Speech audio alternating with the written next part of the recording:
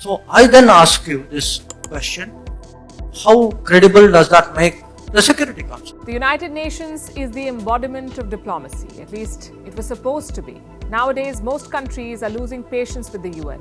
They can't stop wars. They can't stop military takeovers. So many countries are asking, what's the point? Many believe that India should actively pursue and strive to secure a permanent seat on the United Nations Security Council. Due to its strategic importance, demographic advantage, financial support, and substantial contribution of about 195,000 troops to the UN Peacekeeping Force, the largest of any country, with participation in more than 49 missions. 168 Indian peacekeepers have sacrificed their lives while serving on UN missions. India is also the second largest troop contributor, with 7,676 personnel deployed in 10 out of 16 active peacekeeping missions. India has long sought a permanent seat on the UNSC and has advocated for an expansion of the Security Council. 4 years ago, Prime Minister Narendra Modi expressed frustration over the UN's lack of action regarding the expansion.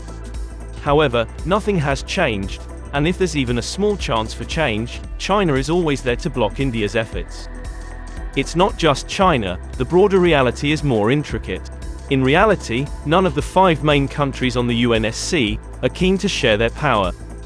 They all say they're okay with adding more countries to the Council, but they don't really mean it. Let me illustrate this with some examples. For over 8 decades, the membership of the Security Council has remained stagnant, reflecting a structure frozen in the 1945 era. Populous continents like Africa, home to over 1.4 billion people, and Latin America, with over 600 million people, lack representation in the UNSC. In contrast, Europe, the world's second smallest continent, holds 2 permanent seats on the Security Council. The UK, with a population of 60 million, and France, with 65.8 million, have permanent seats on the Council. Surprisingly, despite the obvious inequality in representation, the Security Council does not appear to be bothered by, or interested in rectifying this disparity. Let me share some other perspectives. The US and Russia support India's bid for a UN Security Council seat, even though they know China will oppose it. This allows both countries to maintain positive relations with India and explore opportunities for defense cooperation. Similarly, the US's support for Japan's bid to join the Security Council, knowing that China will object, allows the USA to secure Japan's support in military matters. While France, United Kingdom, United States may support Germany's bid for a permanent seat on the UN Security Council, but Italy and the Netherlands have suggested a single European Union seat instead, which makes it difficult for Germany to secure a permanent spot. On the other hand, Brazil's quest for a permanent seat on the UN Security Council spans 3 key historical moments: a failed bid in the League of Nations, its campaign to become the 6th permanent member of the Security Council in 1945, and its candidacy in the 1990s and beyond. Despite Brazil's endeavors and alliances with other nations, like Germany and India, Brazil's aspirations for permanent membership have yet to materialize amid stalled discussions on council reform. Now let's see, why don't any of the 5 main countries on the UN Security Council want to expand the number of permanent seats? The powerful nations controlling the United Nations Security Council publicly claim to support its expansion, but privately resist it, because none of the 5 permanent members of the UN want to share their power, potentially due to concerns about diluting bargaining power. These countries have the power to veto any substantive resolution brought before the Council. This authority allows them to shape international decisions, according to their own interests and priorities. The expansion of permanent seats in the United Nations Security Council would mean increased representation, diluted influence, broader input, equity and legitimacy. Sharing this power would mean relinquishing control over important decisions related to conflicts, sanctions, peacekeeping operations, and humanitarian interventions, invasion, military interventions, political interventions. Today, India doesn't have veto power because Nehru was so kind to give everything to China, instead granting a place in global arena. And now it's nearly impossible to get into Security Council, as China will never let this happen at any cost. But to understand the logic behind such response of Nehru, we have to go back to 1950. India's bid for a permanent seat on the UN Security Council encountered two uncertain offers, one from the US in 1950, and a documented one from the Soviets in 1955. Subsequently, criticisms were directed at Prime Minister Nehru for allegedly missing opportunities. However, to understand the logic behind such responses and the reasons for declining the offer, and to speculate on the potential outcomes if he had accepted, we need to delve into the circumstances during this period.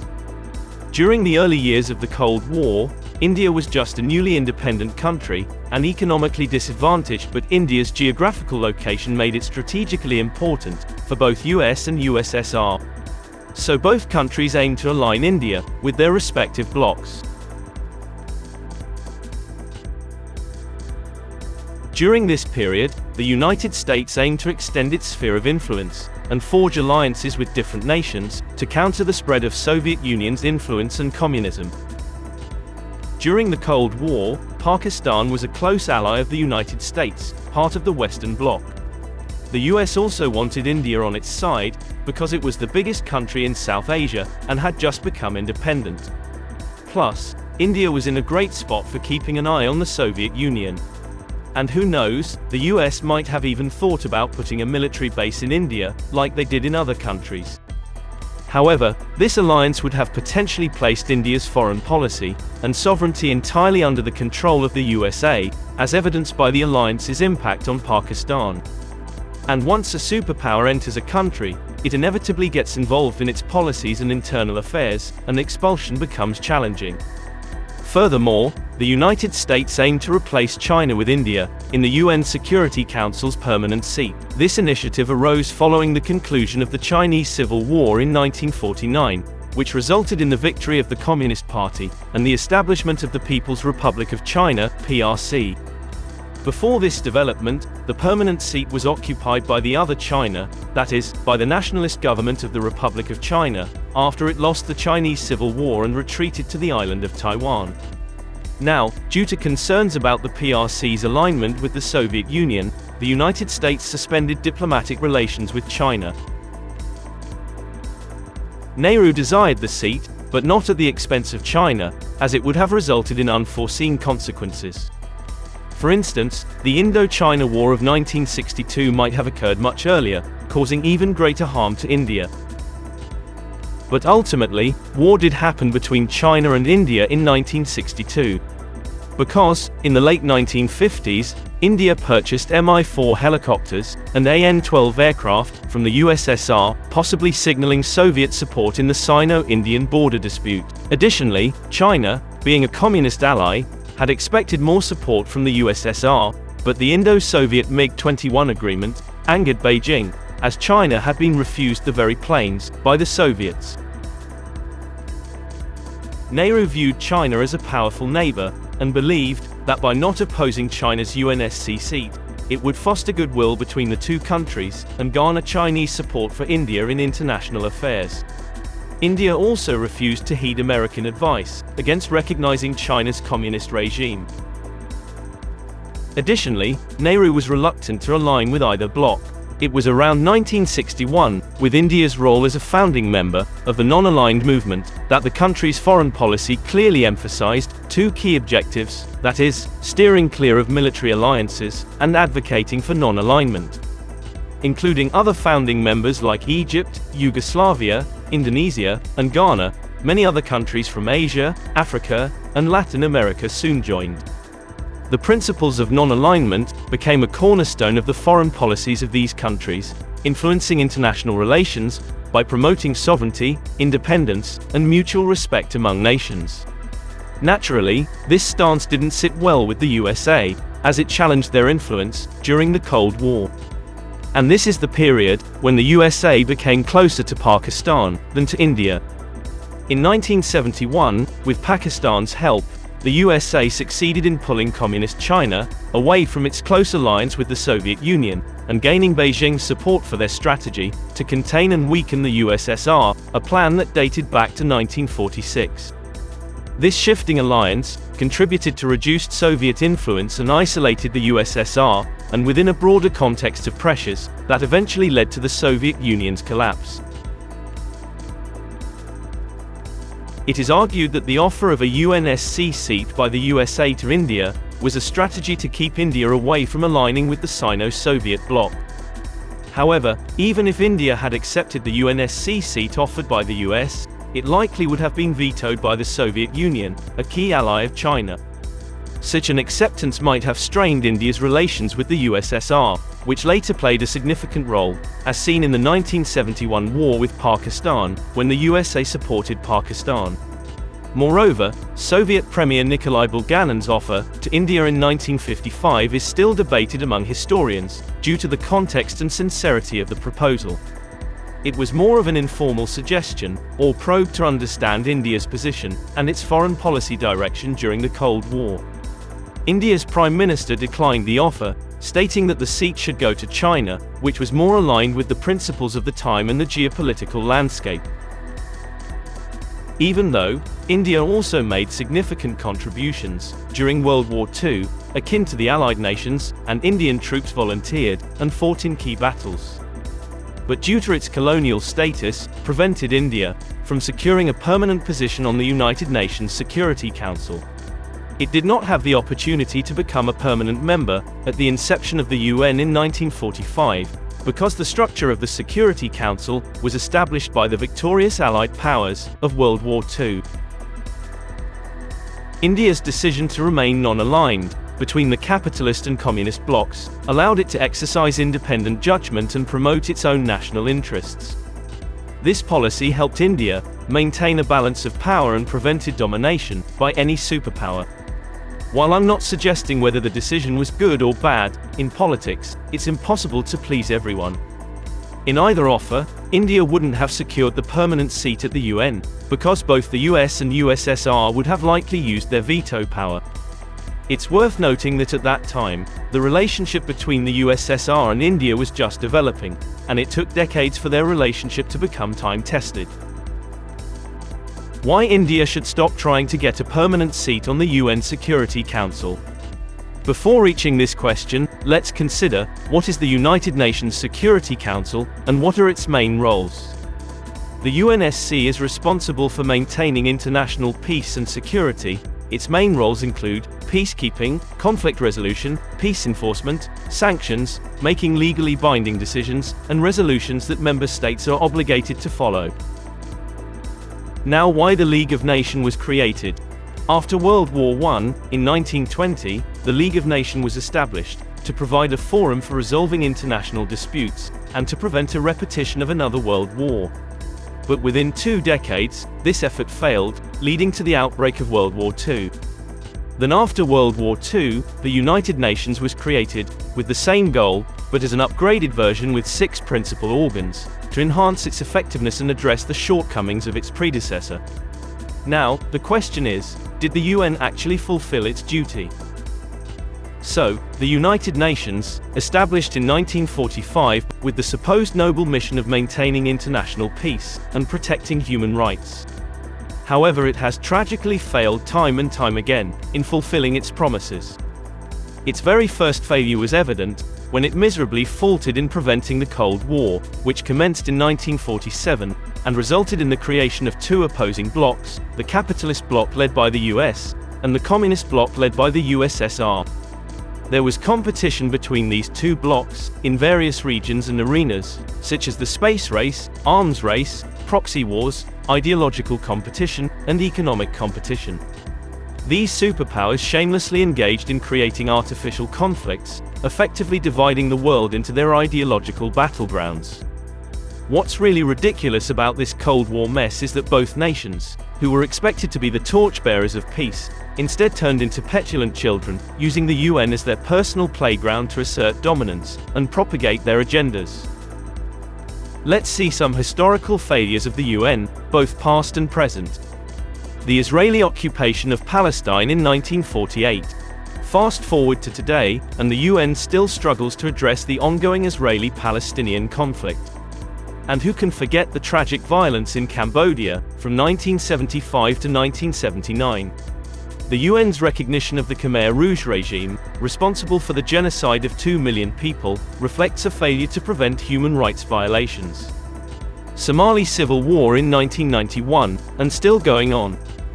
2 genocides in the mid-1990s, against the Tutsi in Rwanda in 1994, and against the Bosnian Muslims in Srebrenica in 1995.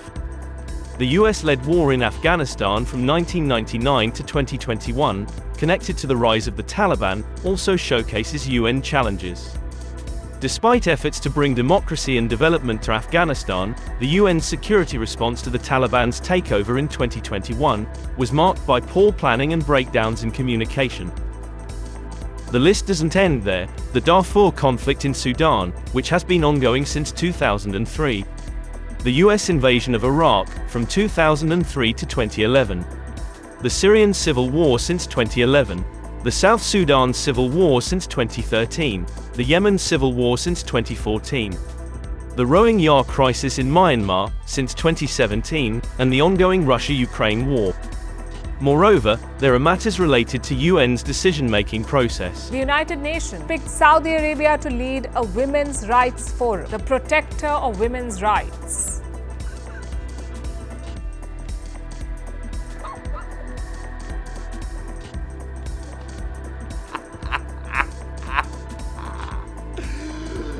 I'm sorry. Until recently, women in Saudi Arabia couldn't drive or travel without male guardianship. Riyadh proudly introduced the Personal Status Law on International Women's Day in 2022, which formalizes male guardianship over women. The law contains charmingly outdated provisions that discriminate against women in matters of marriage, divorce, requiring women to seek male guardian permission to marry, decisions about their children. The law codifies discriminatory practices, and includes provisions that facilitate domestic violence and sexual abuse in marriage. Riyadh describes this law as progressive, making us wonder what regressive really means.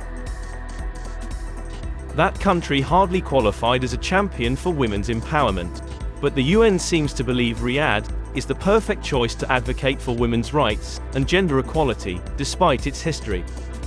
But this isn't the first time the UN has made such controversial decisions. China and North Korea's involvement in key UN bodies raises questions about the organization's effectiveness.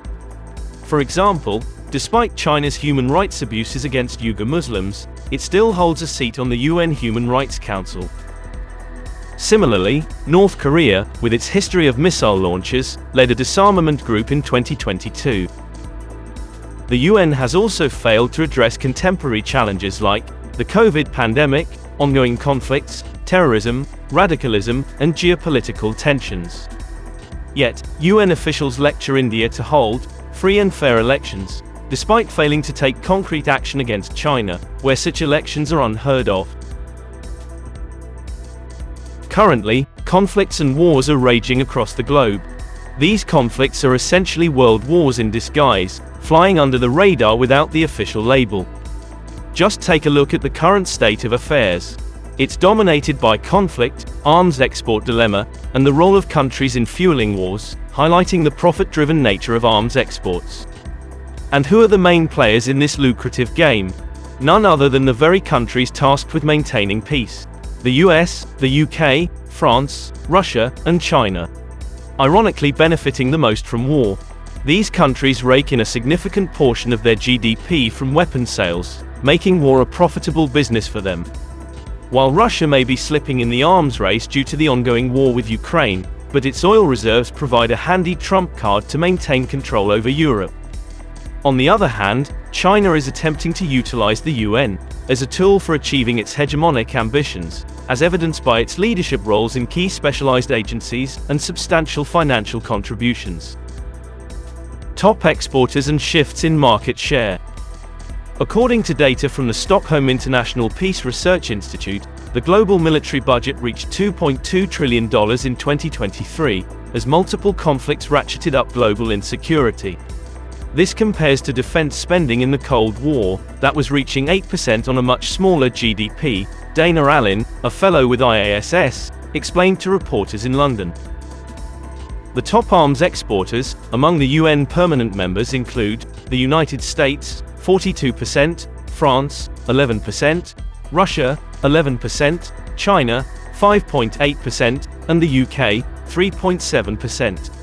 Other significant exporters are Germany, 5.6%, Italy, 4.3%, Spain, 2.7%, Israel, 2.4%, and South Korea, 2%. India remains the world's leading arms importer, acquiring significant arms from France, Russia, and Israel. France has particularly emerged as a significant supplier, especially in combat aircraft, while the United States has strengthened its strategic partnership with India by becoming a key arms supplier as well.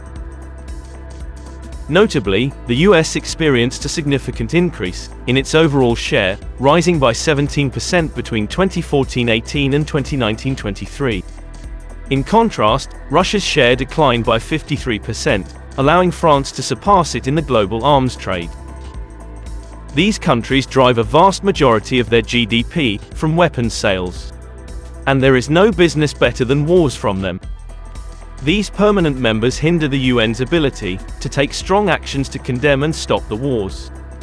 The correlation between arms exports and the perpetuation of conflicts becomes evident when examining the UN's historical failures in conflict prevention. Let's take a look at the dark side of this thriving trade. Accusations have flown about the US and UK arming non-state actors in regions like the Middle East, North Africa and South America, fueling political instability. Some notable instances: arming the Taliban in Afghanistan in the 1980s, supplying advanced weaponry to rebel groups in Iraq and Syria, and supplying fighter jets and other sophisticated weapons to Pakistan, a country with a history of supporting terrorist groups, and historical support for regimes in Libya, Somalia and many other countries in Africa. And weapons supplied by the US and UK, and used by a Saudi-led coalition fighting in war-torn Yemen, which killed many civilians. These examples underscore the intricate nature of global arms trade dynamics, and these actions are often justified under the guise of combating terrorism. The United Nations, established to prevent wars and maintain global peace, but seems to have a different story in global affairs. The veto power held by the 5 permanent members of the UN Security Council, coupled with their significant roles in the global arms trade, has hindered the organization's ability to address conflicts effectively. The lucrative business of weapons sales, driven by powerful nations, perpetuates conflicts and undermines the UN's core objectives.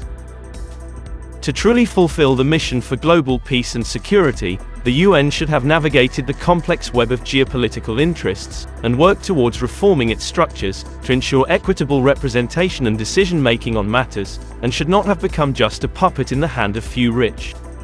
And clearly, the multilateral system has repeatedly failed to prove its effectiveness. What the United Nations needs is reform in every way, or it risks losing whatever little credibility it has left, and becoming more irrelevant by the day. The preceding discussions have effectively addressed why India should stop trying to get a permanent seat on the UN Security Council. However, even if India were to succeed in securing a permanent seat, it would encounter limitations and restrictions in wielding its authority or influence, like dependency on consensus. For instance, India's new role would entail responsibilities such as taking decisive actions against terrorist leaders originating from Pakistan, but China's potential veto power could hinder such actions. And some other perspectives are financial burden, potential for backlash, erosion of neutrality, veto power dynamics. While veto power can provide leverage, it also means that a single permanent member can block resolutions or actions, leading to gridlock or inaction on critical issues.